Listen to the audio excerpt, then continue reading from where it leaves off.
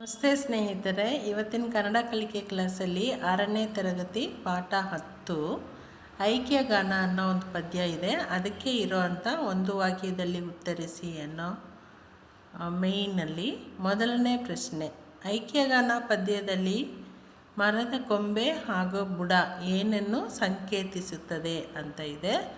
ಅದಕ್ಕೆ ಉತ್ತರ ಎರಡು ಥರ ನಾನು ಇದರಲ್ಲಿ ಕೊಡ್ತಾ ಇದ್ದೀನಿ. ಎರಡು ಥರ ಬೇಕಾದ್ರೆ ನಿಮ್ಗೆ ಅದರಲ್ಲಿ ಯಾವುದು ಸೂಕ್ತ ಅನಿಸುತ್ತೋ ಅದನ್ನು ಇಟ್ಕೊಂಡು ನೀವು ಓದಿ ಬರೀಬೋದು. ಅದರಲ್ಲಿ ಮೊದಲನೇ ಮೆಥಡ್ ಅಂದರೆ ಮೊದಲನೇ ಉತ್ತರ ಮರದ ಹಾಕೊಳ್ಳೋಣ. ಮರದ ಬುಡ, ಬಾಕೊಂಬು ಬು ಡ, ಮರದ ಬುಡ ನಮ್ಮ ದೇಶ, ಮಾಗೆ ಮಾವತ್ತು, ನಮ್ಮ ದ ಏತ್ವ ದೀರ್ಘ, ಆಮೇಲೆ ಶ ನಮ್ಮ ದೇಶ. ಕೊಂಬೆಗಳು ಕಾಯಿ ಏತ್ವ ಕೊಂಬು ಕಿಳಿ 10 ಬಾಗೆ ಏತ್ವ ಬೇ ಗ ಕೊಂಬು ಳು ಕೊಂಬೆಗಳು.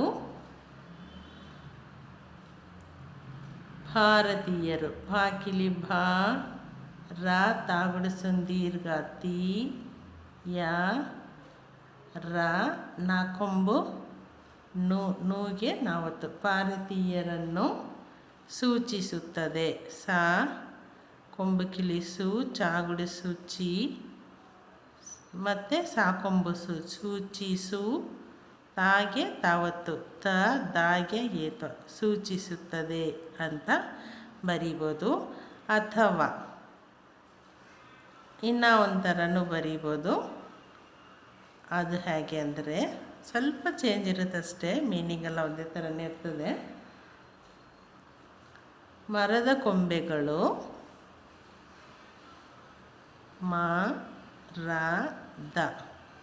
ಮರದ ಕಾಯಿ ಏತ್ವ ಕೊಂಬು ಕಿಳಿ ಕೋ ಆಗುತ್ತೆ 0 ಬಾಗೆ ಏತ್ವ ಬೇ ಗ ಳು ಮರದ ಕೊಂಬೆಗಳು.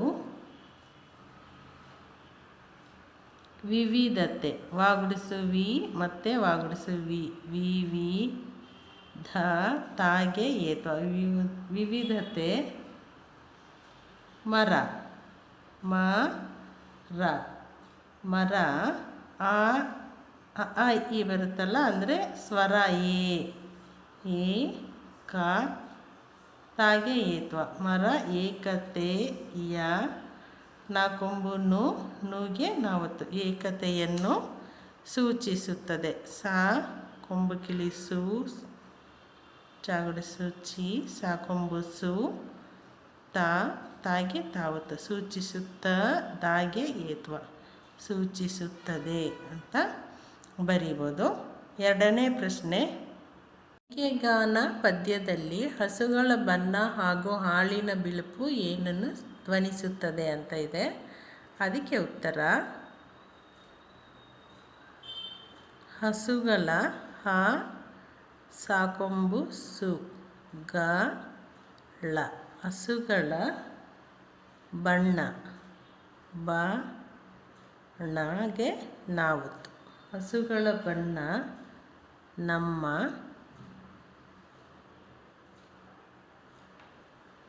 ವಿವಿಧ ವಾಗುಡಿಸು ವಿ ಮತ್ತು ವಾಗುಡಿಸು ವಿ ಧ ವಿವಿಧ ಧ ಕಿಳಿ ಧ ಮಾಗುಡಿಸು ಮೀ ಆಮೇಲೆ ಅರ್ಕಾವತ್ತು ಓದಬೇಕಾದ್ರೆ ಅರ್ಕಾವತ್ತು ಓದಿ ಆಮೇಲೆ ಅರ್ಕಾವತ್ತಿನ ಹಿಂದೆ ಇರೋ ಅಂಥ ಅಕ್ಷರನ ಓದಬೇಕು. ಧ ಎರ್ ಮೀ ಬರುತ್ತೆ ಕ. ಧಾರ್ಮಿಕ ಆಚರಣೆ ಆ ಚ ರ ಣಾಗೆ ಏತ್ವ ಆಚರಣೆ. ಹಾಗೂ ಹಾಕಿಲಿ ಹಾ ಗ ಕೊಂಬು ಕಿಳಿ ಗು ಹಾಗೂ ಹಾಲು ಹಾಕಿಲಿ ಹಾ ಲಾ ಕೊಂಬು ಲು ಹಾಲು. ದೇವರು ದ ಏತ್ವ ದೀರ್ಘ ದೇ ವ ರ ಕೊಂಬರು ದೇವರು. ಒಬ್ಬನೇ ಓ ಬಾಗೆ ಬಾವತ್ತು ಬ ನಾಗೆ ಏತ್ವ ದೀರ್ಘ ಒಬ್ಬನೇ ಎಂಬುದನ್ನು ಏ 10 ಬಾಕೊಂಬು ಬೂ ದ ನಾಕೊಂಬುನು ಎಂಬುದನ್ನು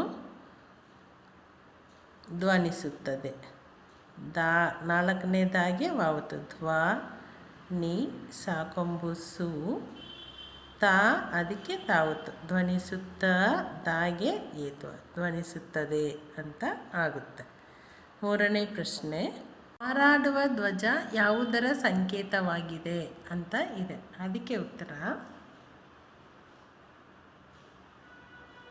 ಎಲ್ಲ ಎ ಲಾ ಕಿಲಿ ಅದಕ್ಕೆ ಲಾವತ್ತು ಎಲ್ಲ ಜನ ಸಮುದಾಯ ಜನ ಜನ ಸ ಮಾಗೆ ಕೊಂಬು ಮು ಸಮುದಾಯ ಸಮುದಾಯ ದ ನೋವು ನಾ ಏತ್ವ ಕೊಂಬು ಕಿಲಿ ನೋ ವಾ ಕೊಂಬು ನು ನಾ ಕೊಂಬು ವಾ ಕೊಂಬು ವು ನೋವು ನಾ ಲಾಗುಡಿಸುಲಿ ವಾ ಕೊಂಬು ವು ನೋವು ನಲಿವು ಗಳೊಂದಿಗೆ ಗ ಲಾ ಏತ್ವ ಕೊಂಬು ಕಿಳಿ ಲೋ ಆಗುತ್ತೆ 0 ಲೊಂದ್ ದಾಗುಡಿಸುದಿಗೆ ನೋವು ನಲಿವುಗಳೊಂದಿಗೆ ಬಾ ದಾಕೊಂಬು ದು ಕಾಕೊಂಬು ಕು ಬದುಕು ವಾಗುಡಿಸುವಿ ಕಾಗೆ ಏತ್ವಕ್ಕೆ ಬದುಕುವಿಕೆ ಯಾ ನಾಕೊಂಬು ನು ಬದುಕುವಿಕೆಯನ್ನು ಸಂಕೇತಿಸುತ್ತದೆ ಅಂತ ಬರೀಬೋದು. ಸಾಗೆ 0 ಸಂಕ ಏತ್ವ ದೀರ್ಘ ಸಂಖ್ಯೆ ತಾಗುಡಿಸುತ್ತಿ ಸಾಕೊಂಬು ಸು ತಾ ಅದಕ್ಕೆ ತಾವತ್ತು ಮತ್ತು ದಾಗೆ ಏತ್ವ ಸಂಕೇತಿಸುತ್ತದೆ ಅಂತ ಬರೀಬೋದು.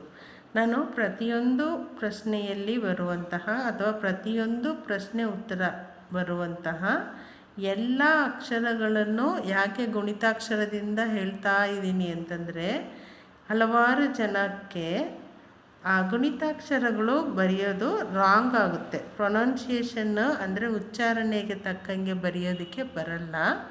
ಅದು ಚೆನ್ನಾಗಿ ಪ್ರಾಕ್ಟೀಸ್ ಆಗಲಿ ಅನ್ನೋದಕ್ಕೋಸ್ಕರ ಪ್ರತಿ ಸರಿ ಪ್ರತಿಯೊಂದು ಪದದ ಪ್ರತಿಯೊಂದು ಅಕ್ಷರವನ್ನು ನಾನು ಗುಣಿತಾಕ್ಷರಗಳನ್ನು ಹೇಳುವಂಥ ವಿಧಾನದ ಮೂಲಕ ಹೇಳ್ತಾ ಇದ್ದೀನಿ. ಅದು ನಿಮಗೆ ಈಸಿ ಆಗಲಿ ಓದೋದಕ್ಕೆ ಬರೆಯೋದಕ್ಕೆ ಅಂತ. ನೆಕ್ಸ್ಟ್ 4ನೇ ಪ್ರಶ್ನೆ, ಐಕ್ಯಗಾನ ಕವನದ ಆಕರ ಗ್ರಂಥ ಯಾವುದು ಅಂತ ಇದೆ. ಅದಕ್ಕೆ ಹಂಗೆ ಬರೆಯೋಣ. ಐಕ್ಯ ಗಾನ ಗಾಕಿಲಿ ಗಾನ ಐಕ್ಯಗಾನ ಕವನದ ಕ ವ ನ ದ ಕವನದ ಹಾಗೆ ಬರೆಯೋದು. ಯಾವುದು ಅನ್ನೋದು ಮಾತ್ರ ಉತ್ತರ ಬರೀಬೇಕು. ಆಕರ ಆಕಾರ ಆಕರ ಗ್ರಂಥ ಗಾಗೆ ಅರ್ಧಚಂದ್ರ ಗ್ರ 0 ಗ್ರಂಥ ಗ್ರಂಥ ಡಬಲ್ ಕೋಟ್ಸಲ್ಲಿ ಉತ್ತರವನ್ನು ಬರ್ಕೊಳ್ಳೋಣ.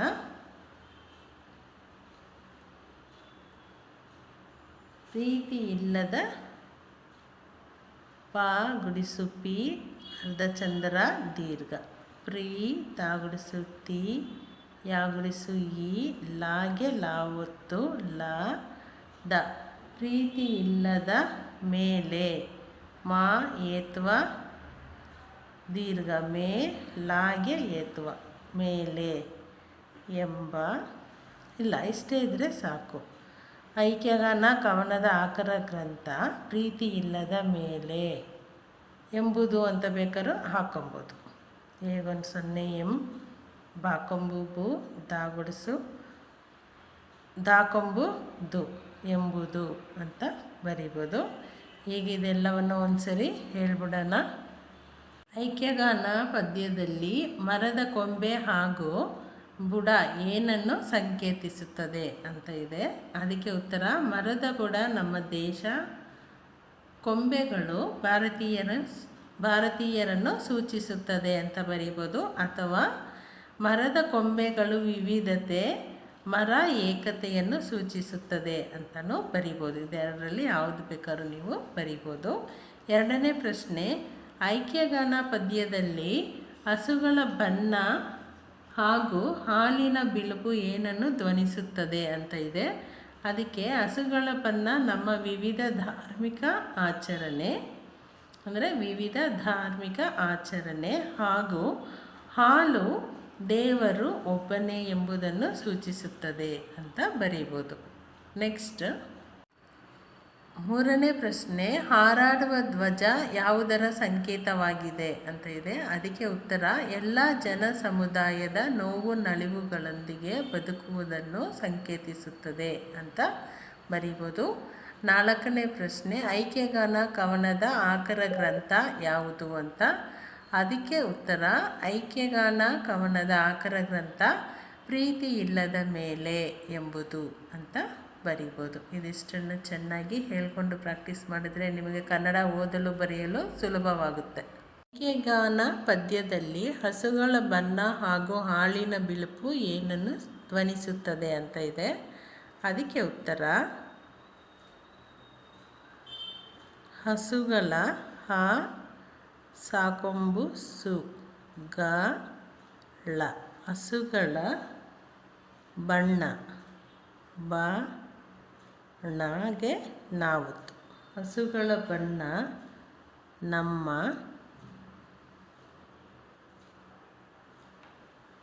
ವಿವಿಧ ವಾಗುಡಿಸುವಿ ಮತ್ತು ವಾಗುಡಿಸುವಿ ವಿವಿಧ ಧಾಕಿಲಿ ಧ ಮಾಗುಡಿಸು ಮೀ ಆಮೇಲೆ ಅರ್ಕಾವತ್ತು ಓದಬೇಕಾದ್ರೆ ಅರ್ಕಾವತ್ತು ಓದಿ ಆಮೇಲೆ ಅರ್ಕಾವತ್ತಿನ ಹಿಂದೆ ಇರೋ ಅಂಥ ಅಕ್ಷರನ ಓದಬೇಕು.